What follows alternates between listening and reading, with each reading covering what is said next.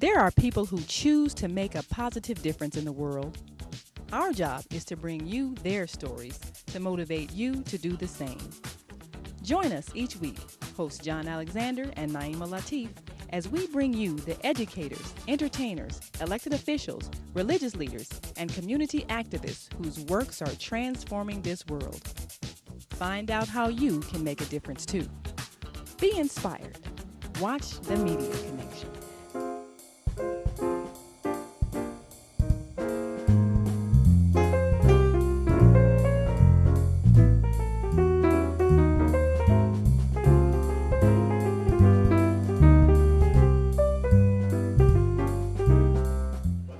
Sitting on the end nearest the audience is Professor Philip Beverly, a professor of political science here at Chicago State University. Sitting to his immediate right is Wendell Mosby, the Chief Executive Officer of Young, Black, and Powerful.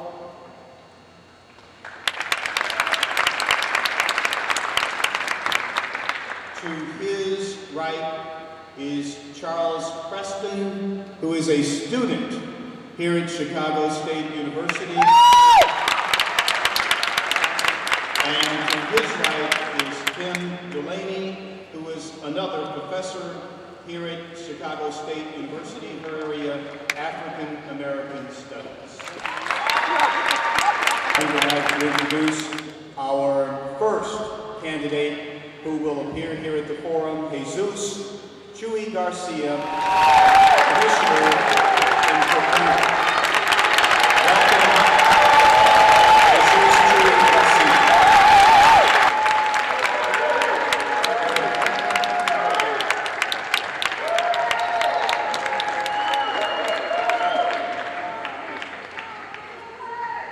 We're going to start, I think, on the panel. Panelists, are you ready? Let's start with Professor Beverly. What's on your mind concerning Chuy Garcia and his candidacy for mayor of the city of Chicago? It's actually about public schools. Sure.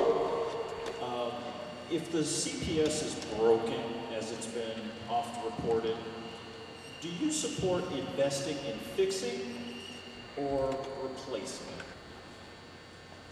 I believe that in order for Chicago to have a robust system of public schools everywhere in the city of Chicago, we need to invest significantly in order to do that. The Chicago public schools are underfunded, and we suffer from a structural deficit related to how we pay for our educational system.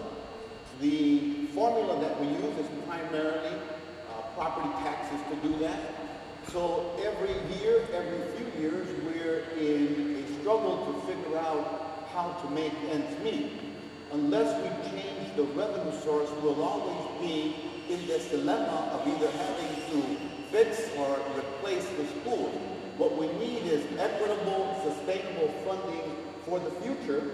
Is part of the reason why I believe that we need to move toward a graduated state income tax that is progressive, so that we are not in this annual crisis and then being pitted, education versus healthcare versus mental health, and so on and so forth.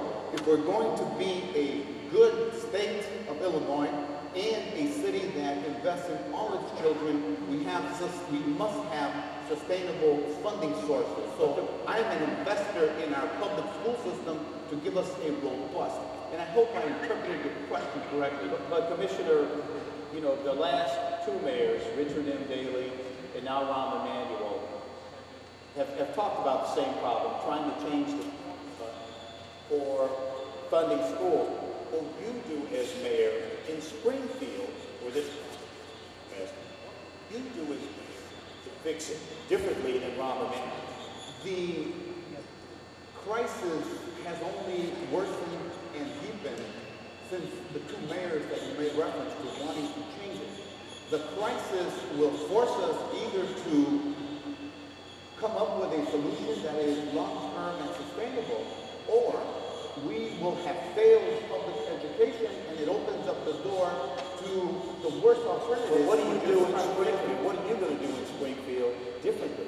Because I have relationships in Springfield as a former state senator, because I understand what the problem is and why the system is broken, I will be in Springfield working actively to help change the funding formula to move away from the regressive system that we have in Illinois to a more progressive system as it relates to essential basic services like education and healthcare, the basic, what ought to be guaranteed in terms of human rights for every individual in the state of Illinois.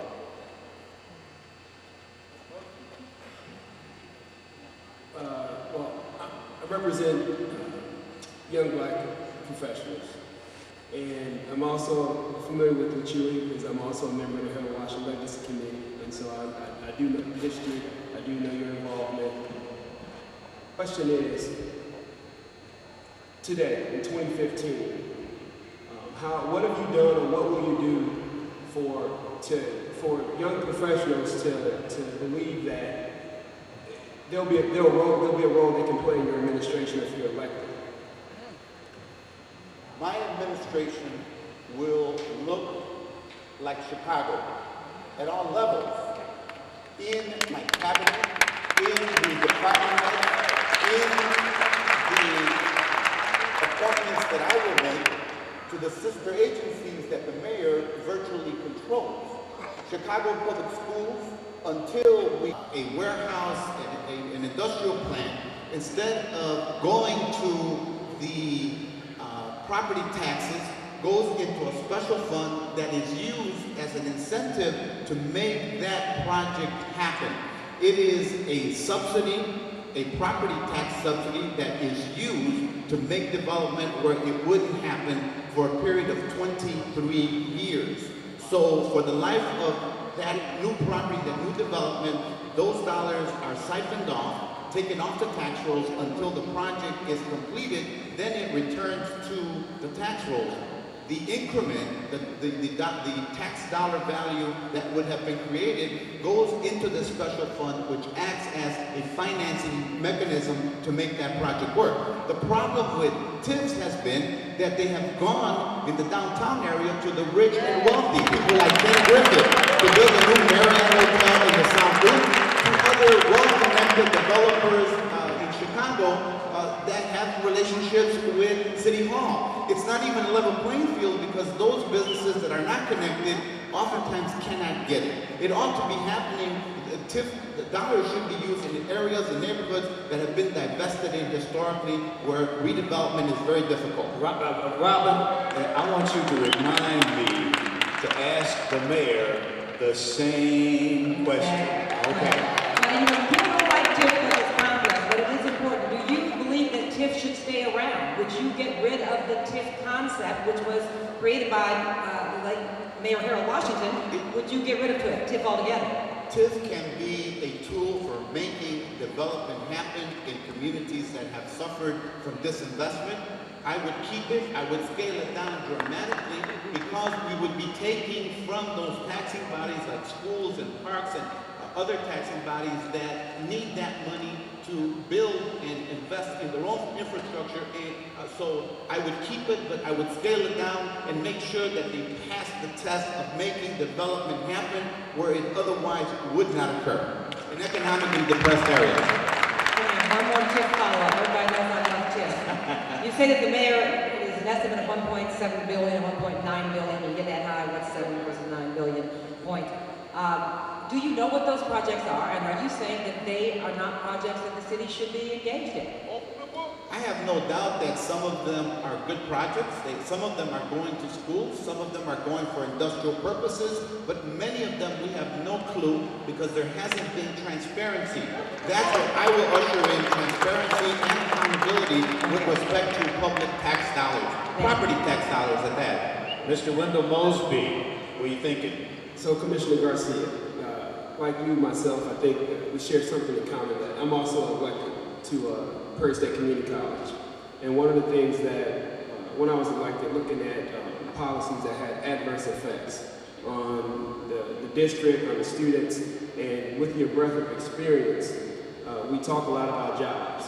And I work for somebody who we try to give opportunities all the time. We just opened a restaurant, and I would say jobs is not the sole solution in our community. What's the question? I would say that family is. And so if you're elected, can you think about a public policy that had unintended consequences that impacted the black family that you as mayor could reverse or start to rebuild? Well, the one that I think has had the greatest impact is mandatory sentencing for drug laws. That is why we have the prison system in this country that disproportionately impacts people of color, African Americans, Latinos, and poor whites, as a matter of fact. So doing away with mandatory sentencing would be one of those. Judges should have the discretion to make those decisions. They're closer to the reality that they live in. They have a better perspective on understanding how to deal with individual situations. Like, for example, like for things that you can do as mayor, for instance, like in CHA, you know, where people that have criminal backgrounds can't move in, things of that nature that you're not something to judge or... I think that the city should be a strong advocate for hiring the formerly incarcerated individuals, because as long as we create barriers for employment for those individuals and ban them from the opportunity to return to their communities to become productive members of society, to provide for themselves and their families, you're going to be in a situation where you're going to have dire consequences in those communities. At Cook County government, as one example, one of the differences that a chief executive officer, in this case President Tony Krupwinkle, did with support of several commissioners was begin reducing the level of the number of people incarcerated, detained at Cook County Jail. We reduced it over the past 2 years from 10,000 to about 8,500 people, and going down at the present time. How? By using her office as a bully pulpit, by analyzing how people are arrested and incarcerated, and by being cognizant that poor people are always at a disadvantage in terms of access to legal counsel. In other words, you do an environmental analysis of what occurs and you take action on it. That is an example of the type of policy that you don't need legislation for, that a good disposition on the part of a leader can impact communities in a positive way. Professor Beverly. In the past 4 years, a number of mental health facilities in the city have been closed under this mayor. Community mental health in this community is a critical need. Have you given any consideration to how you might provide the services that are needed? Does that involve reopening these facilities or outsourcing, or have you given any thought to it? I have given a lot of thought to it. I've met with the mental health advocate community, a very vocal and active constituency, and I have told them that when I am elected mayor, I will reopen those clinics. Let me share with you why I think they need to be open. Because when we close them, you cut people off from the professional attention that they need and deserve. You also make it more difficult for them to obtain their medications. And you know where they wind up? They wind up at Cook County Jail. Cook County Jail is in my 7th district. And they overwhelm the health system in the jail. And as a consequence, the Cermak Hospital at Cook County Jail is the largest provider of mental health services. Those are not the best conditions to be providing mental health services to affected individuals and their families. Commissioner, you know what I'm getting ready to ask. What? How are you going to pay for it? ¿Cómo vas a pagar por eso? Right? That's what your wife will ask. I would pay for the savings that were alleged to be had have been minuscule. The suffering that people have endured have been huge. The cost to Cook County has more than quadrupled for having to provide the services. Charles, it's a question of priorities. Remember what I will do. I will stop the use of taxpayer dollars to fund the cronies and the connected, the wealthy individuals, and we will divert that money to the neighborhood. This is one potential use of tax increment dollars. Okay. You talk about the cronies who are getting money from the Rahm Emanuel administration. Name one. Give me a crony. Ken Griffin. Ken Griffin. Another one? Penny Pritzker. Penny Pritzker. The hotel chain that they run. See any out there in the audience? Any cronies? Not that I recognize. Never mind. We don't want to go there. Robin, what do you say? I have a stack of great questions from the audience, and this one I want a really brief answer. I don't want well, maybe, and if. You've already talked about some creative ways to increase some types of sales taxes. Is a property tax increase on the table when you get in office and see all these deficits from the Chicago Public Schools to the pensions? Is a property tax increase on the table? I do not see a property tax increase as a viable option at this point because we have not seen the books. People are entitled to see that. Robin, would you buy a house simply driving down the street and how it looks outside? No. You would want to go inside and you want to check the plumbing, you would want to check the electricity, you would want to check the wall. You want to see if there's blood in the basement. But I have to say, it sounds like, Miss, hello. I have to say that it sounds like you're setting us up for a Ronner moment. I didn't know it was this bad. Then you get in office and say, well, we're going to have to cut this, and I can't do that I promised, because you're saying, I'm not sure what's there. So somewhere there must be some intelligence that gives you some idea of what you might have to do. I'd like to tell you that I have that intelligence. I can't. We have not seen the books. There aren't independently audited statements, and we need to see what's there. How many I can't tell you, Charles, I can't tell you that the financial plan that I put forth, 18 pages long. Go on my website, read it. It's a solid financial plan.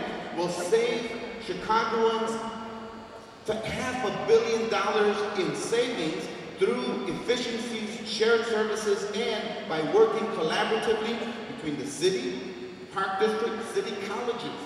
Okay? Those are the sister agencies that appear on people's tax bills when they get their property taxes. And they were increased 11% over the past 4 years. You know, the last politician that I remember who said that he wanted to raise taxes, I think it's sitting at home in Galewood right now, right?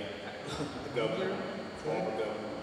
So, I mean, but politicians just don't go and tell us if they're going to raise taxes anyway, right? We're going to make some really tough decisions that everyone is going to be angry about. No doubt about that. Tough medicine to be swallowed. Just being candid. All right, thank you very much. We still have 1,000 tweets at hashtag CSU votes. So I'm going to have your best tweet for me, please, Jasmine. All right. It says, what is your position on hospitals with trauma centers being so far away from the south side of Chicago? The University of Chicago should open a full trauma center for Chicago. I've gotten to know Mayor Rahm Emanuel, I guess, in an official way. He and I are not pals, but I spent a lot of time around him covering City Hall as the political reporter at ABC 7. Let me tell you a couple of things about him that I know that maybe the rest of you don't know. Rahm Emanuel is, as I said, he's a very busy guy. He moves very quickly. But one thing I can say about Rahm Emanuel that has impressed me is that the man really loves his family. He really loves his family, and he is very strong in his faith. We've got people here in the audience. We got a Twitter thing going that people are asking questions via Twitter. You just showed your age. We got a Twitter thing going. That's right. Hey man, look, I'm not ashamed of my age, man. Charles says to the grandkids, come on over. You know, I praise the Lord every day, and when I wake up, I say, thank you, Lord, for giving me another day. That's my thing. Hey, look, you've been mayor 4 years. You know, this is, you know, we said this earlier before the first candidate was here, that this is the only forum in the black community for this election, and both you guys have spent an inordinate amount of time looking for votes in the black community, and in fact, the editorialists are saying the black community will make the decision which way we go. You know, can you tell us, after 4 years, you were a congressman on the North Side.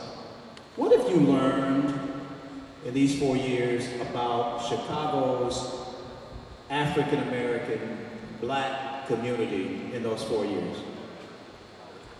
First of all, let me say one thing. You say this is the only forum. It's the only organized forum. And I say that, by the way, Charles, you know this. I've been at a lot of L stops, a lot of grocery stores, walking through the aisles. People come up to you and kind of, in those forums, they'll talk to you about the issues they care about. So yes, it's the only kind of forum like this, but don't think at an L stop that people are on their way to work and they stop or coming home. That's an individual forum where they ask you the questions. So from an organized perspective, you're right. One, I would say the first and foremost, like everybody in the city of Chicago, they have incredible passion and love for their city. Talking about the black community. The black community loves the city of Chicago too. I think, but let me know what I want. You said what I learned is the reason folks are here. You could be with your family. You could be somewhere else. You chose to be here because this election is important, and the future of the city is where you want your kids to grow up in. So I would say, when you say, what have I learned? Like everybody else, they love their city, and they're passionate about it. And we wear our politics, we wear our passion on our sleeves, and that's a good thing. That's what makes Chicago unique. Two, they're also very passionate about their neighborhood, just like everybody else. And they want the same things. They want a great community where their kids can grow up, have the chance to make the most of their lives, and also continue to be part of the city, meaning that when they get an education, they get an opportunity, they don't have to go somewhere else. They can do it right here in the city of Chicago. And I say this, let me say this, 100 years ago, my grandfather came to this city from Eastern Europe, 13 years old by himself. Not a word of English. 3rd grade education. Working as a truck driver, steel worker. Went from Lawndale, met my grandmother at a dance in Douglas Park, then moved to Albany Park. And his grandson is the mayor of the city of Chicago. This is the greatest city in America. People from all parts of America. We just had Chuy. Chuy's parents are immigrants to the city of Chicago. You have two sons who are parents were immigrants. This is a great city. And so to the particular, the African American community, there are particular issues. Not only do they have passion love, they have passion love for their kids, and they also have a passion love for a city that they do not feel as totally represented in and be part of their lives. We're just talking, you know. But why do you think then the city? Why do you think the city is so segregated? Well, because if white folks and black folks and Latino folks all love the city, why do we not love each other? Well, that is, I don't buy that we don't love each other. And first, I don't buy that. We can't live together. I also don't buy that, Charles. Let me say this. We are not going to be the city where you need to be and want to be for our kids if we don't find what's our commonality. We can have differences without being difficult with each other. Don't accept that. And I would say to you, as an elected official and as a leader in the media, you and I collectively have a responsibility to allow our differences never to become a point where we become difficult with each other. And the history, as you said, of segregation, that goes way back. That goes way back, and what we do will determine whether we build the bonds of commonality or we allow our differences to become more exasperated than they actually are. And my responsibility as mayor, as a leader and elected official, is to help people find that common ground together so we can work together and build a city that everybody feels they have a chance in. If you don't feel this city, and here's the way I would explain it. You said we're having a conversation. Yeah, we are, but you're doing all the talking. Okay? You're doing all the asking. And I'm answering it, and none of these answers, let me say this.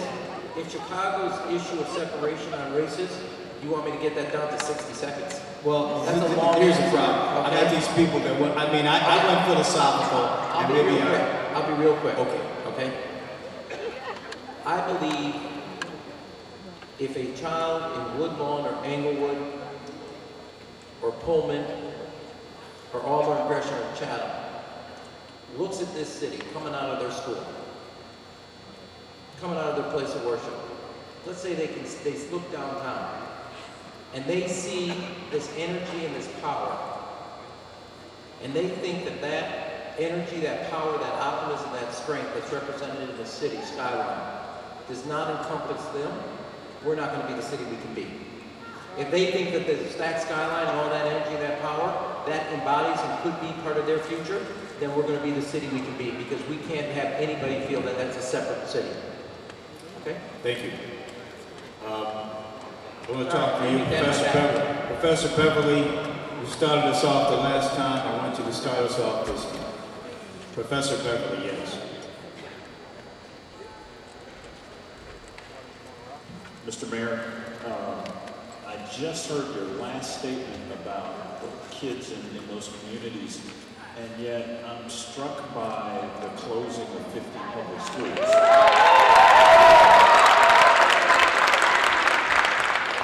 So upon reflection, and I'm assuming this isn't a decision that you entered into sort of quickly and then put it behind you, I'm going to assume that you've reflected on this since that decision was made.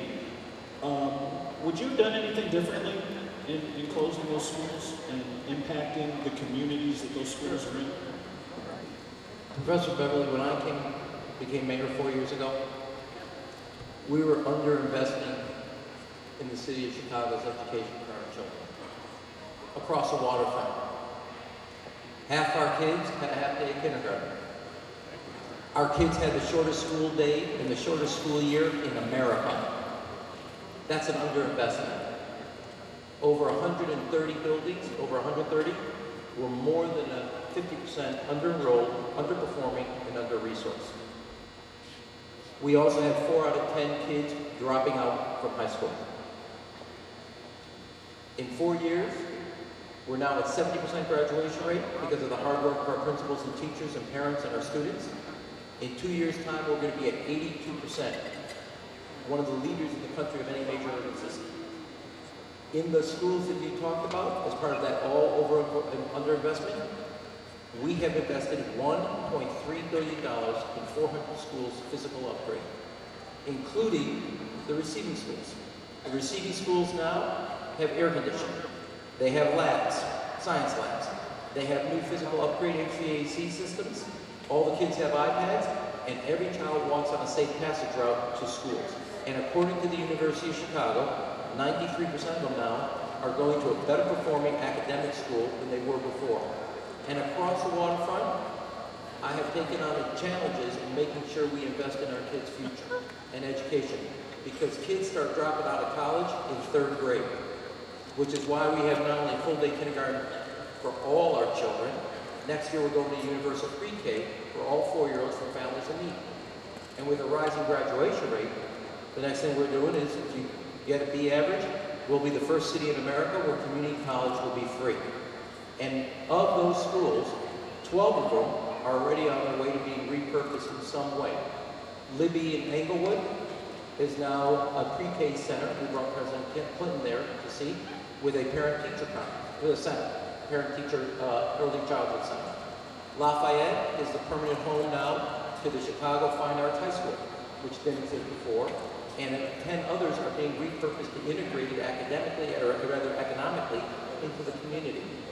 But I didn't just walk into one challenge, walked into a series of challenges, from financial, capital, to educationally. Our kids and our schools were underinvested in.